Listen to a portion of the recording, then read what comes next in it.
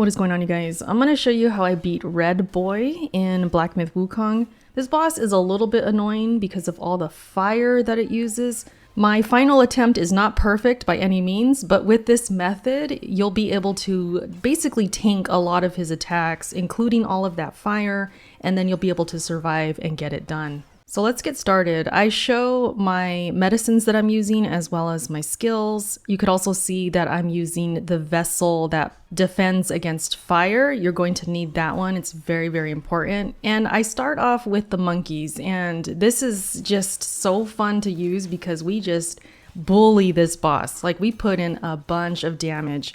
And this I felt was the best way to start this fight, was just going all in, using my pulse stance, heavy attack, using all my light attacks, combos, moving when I had to because he would attack as well, but I would just dodge a bit, come back in there, put some more attacks as these other monkeys are just going wild. Once he's about halfway on his health, he will go up in the air like this.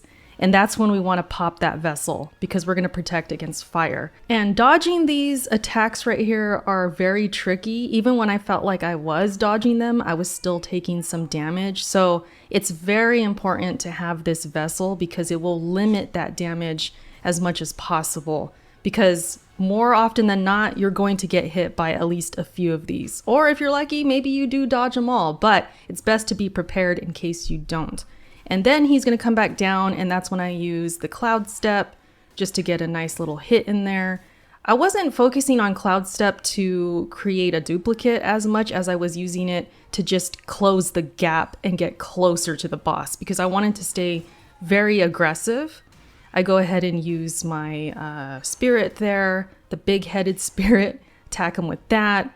And he is just kind of going in crazy mode towards the end. A lot of these bosses do that. Once you get closer to beating it, they start pulling out all the punches and just start doing crazy stuff. So he's doing that with his fire. I go ahead and use Cloud Step again to get close.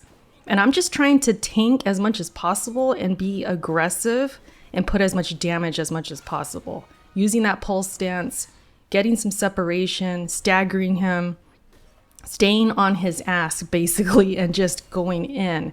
I go ahead and use my transformation, which I forget the name of this one, but it's the one that uses cold attacks and cold heart and all of that. And I try and get that out, but it doesn't work. So I just keep hitting him as much as possible, using this to my advantage.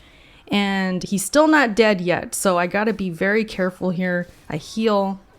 And he's just, again, trying to go all out and try and kill me as fast as possible. And that's what's crazy about these bosses. It feels so real, like they are smart because they know they're about to die. So they pull out just the craziest moves. So I just tried my best to get close again, put in attacks, just stay aggressive, and eventually I get it done. You have to be careful, of course, because there's fire on the ground.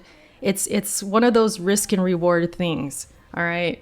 So if you're gonna attack, you're probably gonna get burned. So it's good to pop some medicines. I believe I popped one in there somewhere. I completely forgot where, but that helped against fire. Just having those defenses and having your skills and actual stats to help you with defense is very important as well. So that's pretty much how I got it done. I hope it helps you guys. Let me know if it did.